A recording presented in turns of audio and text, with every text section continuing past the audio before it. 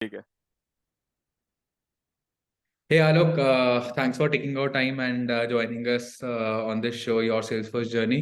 So I would like to introduce Alok. Alok is an associate architect at Carlon Global Solutions, and he I personally worked with him a lot, and he's a great genius technically. So I would like to know your journey, Alok. So first of all, thank you, Sanjeet, for giving me this opportunity to come here and talking to you. So to start with, Sanjit, I would say, I started my journey in IT. It was I would say it was a luck for me because my engineering background was different. It was a mechanical background, and then from college, I got placed into Accenture as in IT company. And then when I joined Accenture, I was like bit worried that how it's going to work because I never worked on the coding side, right? Mechanical side, it's more of you just read to pass the exam. Yeah, and and So and I was, and getting from a mechanical into a Salesforce, that I am sure yeah, it should have been an accident and not by choice, for sure. yeah, definitely, yeah, actually. So when I joined Accenture, that time they have this training concepts there. So I got trained into Mm-hmm. Java earlier, and then we got assigned to the SaaS factory. So we were actually quite confused, like what SaaS is and all. Then they Like told that okay, it's going to be a Salesforce. So we are like, okay, we are going to do sales job. After doing engineering, we are going to do sales job. So I was like, okay, we'll see that as well.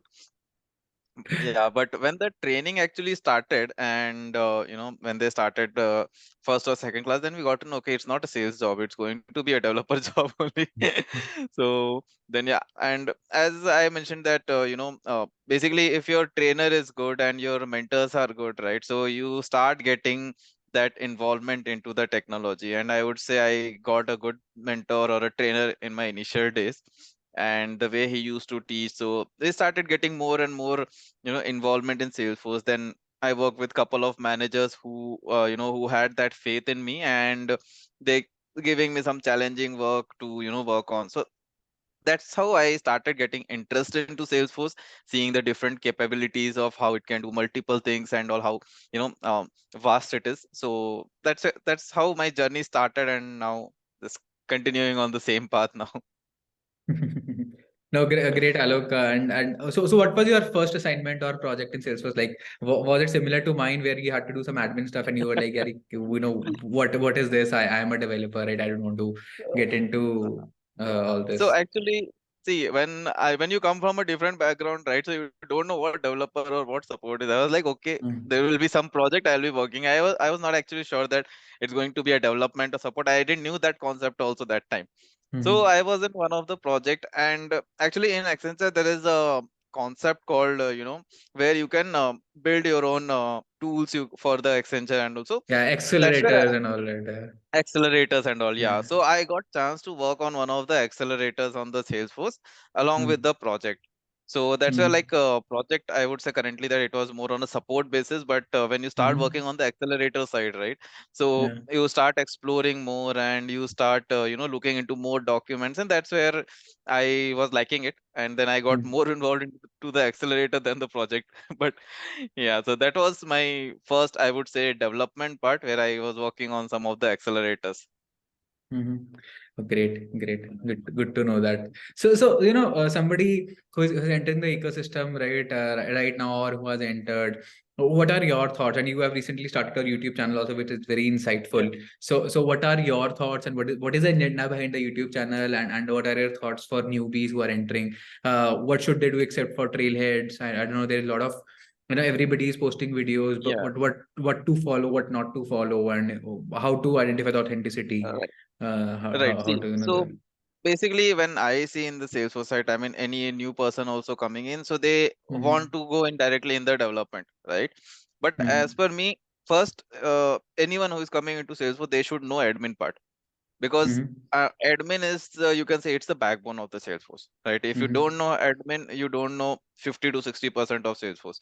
So that's why Right. first start getting into the admin part, and then if you want to, let's say, if you want to learn the customization part like coding and other stuffs. Okay, Hmm. so again it depends on perspective, but you have lot of examples around you, you have lot of websites around you, so try to build those websites into Salesforce, right? Hmm. Or let's say if you don't want to go ahead with the Trailhead module, so you have this feature that you get your dev orgs and you have your free orgs. Use Hmm. that, make them as dirty as possible, because till the time you're not making them as dirty, you will not get your hands on. So create as many websites, as many systems what you are seeing nearby. See, for example, let's say if you want, you can try building on Amazon like functionality in Salesforce. I would not say a full-fledged Amazon, but Hmm. some kind of look and feel kind of stuff, right? Where you can learn UI by using LWC customizations. You can also get to know how what type of data models you're going to. So these types of, you have lot of examples around you. Just try to see what you can use, okay, on your daily basis, what you can just take as a small assignment, start working on them. If you're getting some issues, you have lot of communities where you can ask your question. You have trailblazer Yeah, question Travelers community where you community. can, Yeah.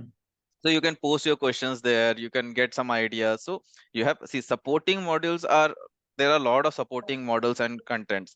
It's just that you need to know that what, when you have to start, and once you start using it, then there are many people to support. Yeah, Right, right. No, no, I definitely I agree with you on this. I think you should get your hands dirty. yeah, Trailheads is not the only source of truth, right? So Trailheads, you can correct, have a basic idea and then deep dive into Salesforce right, documentations, or there are a lot of YouTube channels, right, which are doing really great. Like Apex Hours is one of them. I personally follow a lot, correct. right, and a and lot of and others. the Yeah, and the thing is, see, in the Trailhead itself, they have not only modules, but they have projects as well. Like you have the super badges, you have projects. So if you start looking into that, right, you will start getting a project feel as well. So you will know Yeah. what type of real-time project is going to look like. So that is also one of the helpful part. No, no, definitely. So the super badges and all are really insightful. When I Right. started learning LWC, almost Mhm. 3-4 years ago, when it just crashed, at that time, this LWC super badge was very a big Yeah, fad, right? And actually, that there was correct. this boat LWC we had to create, right, wherein it was a selling a boat or something, and it Sail was about. yeah, sailor boat. It Yeah. was crazy, and it was really amazing, working on those pieces, going through documentations. So when I started into LWC, there was no sale, like Trailheads modules were very less, right? And Right, probably right. you also so I used to go through the Salesforce documentation, and we used to train in Correct. our organization when which I was working then, and Right, so right, it was an amazing experience to learn from scratch. And secondly, I right. also feel that if you have a mentee, right, if you're a mentee and you have a mentor, uh, Mhm. they can help you, take off your Correct. career pretty quick rather than struggling and going through things. If you have that privilege, then it is great. Otherwise, I think Salesforce has their own Trailblazers mentorship program as well, Right. which you can. Right. And they're giving a good mentors as well. So Yeah, definitely, I mean, having a good mentor in your initial days, right? It always it really boosts up adds your, value. yeah. Yeah. Yeah. Perfect. So Alok, you are you are an architect, but I'm sure you must be managing teams, right? So what do you think should be a balance between a technical side of things and also a managerial aspect, right? So as you grow in your career, I personally feel technical is really important, but you should also know people handling, right? So because you need to manage a team. Right. Because see, I mean, when you go on a higher positions, right? So technical is something which is expected from you, right? But let's say if you're not a complete people manager, but still there is a part of people management which needs to be done. For example, let's say Mm-hmm. some issues are coming in, or let's say some requirement comes in. So at least those level of people management, you should know that how to evenly distribute the task, how to get it done on time, Mm-hmm. and who will be the I mean basically finding out the more capable person, or how you can train your team to be more capable going forward. So these types of small people management skills are needed. I would not say that if you are completely in technical you can survive, but yeah, these types of people management along with your technical skills are definitely a very much advanced. I mean, it's very much advantage to you as well as for the team as well, because see, if you can manage the team on a let's say on a smaller level, then the main actual your scrum master people manager can focus on more other critical areas of your project rather than just managing this side. So yeah, I mean definitely it's a added skill, I would say. Right. And I personally also feel that, communication skills are really important, because handling the client, Yeah. maybe for initial 1 year, you might not be handling the clients, but post that everybody is involved in client handling, and handling a client is a really critical key, right? You cannot say anything and everything in Right. front of the client. Right? It should be a professional fashion. Internally, you can talk in your Right. regional languages, but when you're in front of a client, you need to present yourself in a professional fashion. So what are Right. your So thoughts? Like, how should people focus on learning that? And see, basically communication, I would say it again, it should come from the team itself, because initially when you're not in contact with the client, right? Because see, as we know, English is your global language, because we are working with multiple clients from different regions of the world, right? So English is your main key factor.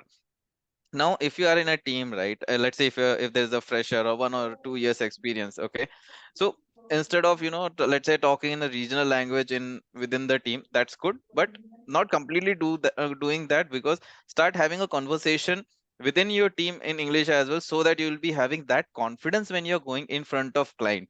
Because see, if you know technically, but if you are not confident in what you are speaking, then the technical stuff might go here and there, and that will again totally make a misinterpretation of what you are trying to say, right? So for a fresher, start within your team, start getting that boost or that confidence of speak talking in English. Let's say with 1 or 2 person in your team, whoever is closer by, right, they will maybe correct you. You talk to your team manager, they will correct you if something is not fine, and then once you start talking to the clients, again that confidence starts building up. So here communication skills are needed along with your technical skills, so that you can do more advancement in your career, because it's not only that you are working in isolation, you are yeah, working in a team, right? yeah, And the teams can be from any geography of and the earth. geography. Great, great. Thanks for asking that, Alok. And so certifications, everybody wants to get into certifications these days, right? And everybody, Yeah. like I have seen few people who are really great but don't have a certification. That is also not that great, right? But there are a lot of people on the other side Right. without knowledge and certification. So, what are your thoughts on certification? Is it really uh, important, or knowledge is important, certification is important, or blend of See, both is?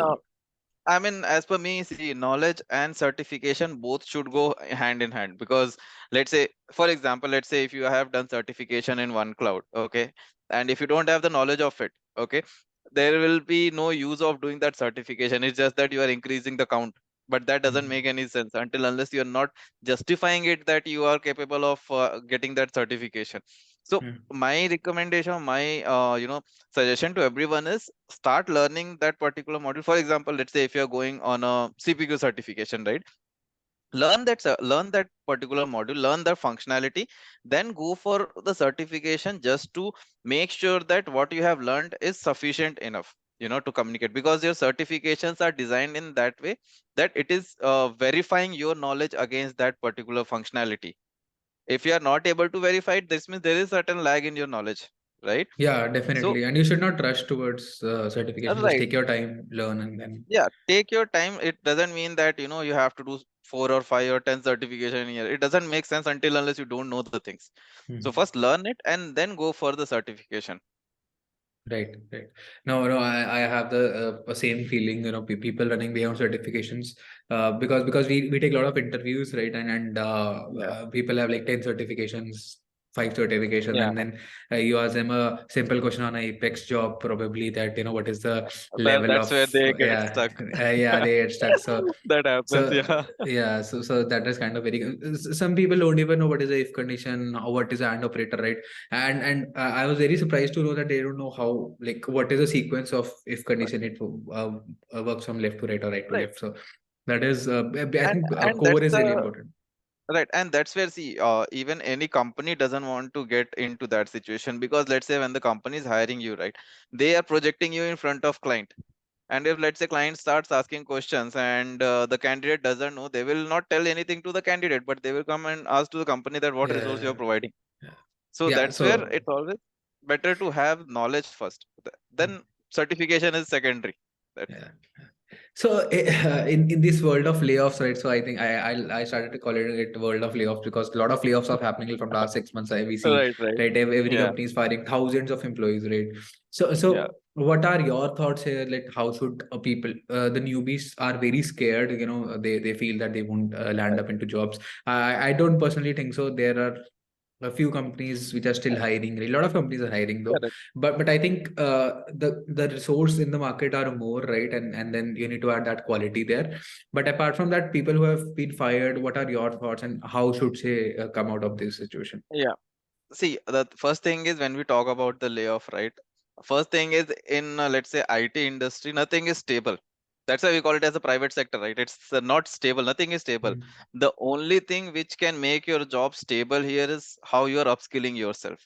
So if you want to be, on a good position, or let's say if you want to be on a safer zone, always keep on upskilling based on what market trend is. Because let's say, for example, let's say if you're learning some technology which has been obsolete 5 years back, now if the layoff will happen, they will remove the first They resource who is will, working on the older technology, right? yeah. And instead, if you have upskilled yourself to a new technology and switch to those projects in the new technology, company will think twice before removing you, because Yeah. they are getting money from your work, right? So that's where, to be on a safer side, if you want to be on a safer in IT, keep on reading and just keep upskilling yourself. And regarding the layoff, see, there are many companies or many startups are there who are still hiring, and there, see, demand is always there. And specifically, if I tell in India, so yeah, demand is rising. So it's just that any person, they need to keep himself or herself prepared for that particular demand, so that any demand comes, you can grab it. So it's just that, be ready for anything can come to you as an opportunity. So just ready to take that opportunity, and then I mean, there is no scarcity of any opportunity nearby. You will definitely get it. It's just that how well you are prepared for it. Right, right. So the conclusion is that you should keep learning, never stop Right. learning in IT, and keep upskilling yourself. Right opportunity is definitely waiting for you. Right. IT specifically, it's like you have to learn each Learning and curve. every day, because Yeah. every alternate year new technology is coming in, Yeah. and clients are very keen to use this new technology in their businesses. So just keep your hands dirty on those technologies, and you'll always be on a safer side. Yeah, and I think within Salesforce, there are a lot of clouds. So people are All right. really confused, right? Where to enter from. Like, I get a lot of people reaching out to me and saying, "Hey, Sanjeet, so shall we start with Sales Cloud, Service Cloud, Marketing Cloud? What cloud should we start with?" So, uh, how do you answer these see, guys? see, for I mean, as per me, or what I basically follow is, keep your basics clear. Okay, when you talk about Salesforce, right, first try to learn what platform is giving you. Okay. Once you know the platform, see, clouds, whatever has been built on Salesforce, that is an addition of what platform is giving the functionality. Right, So if right. you are thorough with the platform, right, clouds you Mhm. can pick. At the end, clouds are what? Clouds are basically, a data model and certain functionalities provided on those particular data model in that particular area. But if you Correct. know the basics, if you know the basics of the platform, you can catch up those clouds anytime. So my recommendation is always that start learning the platform, see what is the platform capabilities, how you can get that admin part. As I was telling, admin is something which is very much backbone for any of the cloud, I will say, if I say. So if you Mhm. know the admin part, if you and customization part also, if you know, you are very much secure. And then any cloud coming in, it will hardly take, let's say, 1 or 2 weeks to learn that particular cloud and start getting into the project. Great. So you're saying that focus on the basics, learn Right. Apex, learn LWCs, right? Focus on Right. basic how to integrate different systems, and admin is the Right. core, right? For because workflows, process builder flows are kind of used in every cloud, Right. except for few like marketing and commerce, which are totally on different platforms. Correct. And Salesforce is, again, see, they are investing a lot on your low code structure. Local, They are yeah. investing a lot on the flows side as well. Flows So is. if you are having a good understanding of how the flows are working, different capabilities, then again you are always having an upper hand on that. Yeah. So definitely try to just get more and more of what Salesforce is giving out of the box, and then what platform is giving, and then you can always build on top of that. Great. Thanks for sharing the insights, Alok. So, we would like to end this show with a last note for newbies who are watching this episode. Like, what is the one tip, one magical tip you would like to give to the newbies? See, the only one magical tip what I basically follow, or what I would like to give is, there is Salesforce org, whatever the free orgs you are getting, right? Make as much dirty as possible you can do. So the more dirty you are making, the more confidence you will get, and the more learning will happen to you. So in that way, you can definitely, you will get more confidence. And see, once you are confident, you can sell yourself. IT is all about how you are selling yourself. Selling yourself. So so the more confident you are, the more easily you can sell on a higher price. Right. Perfect.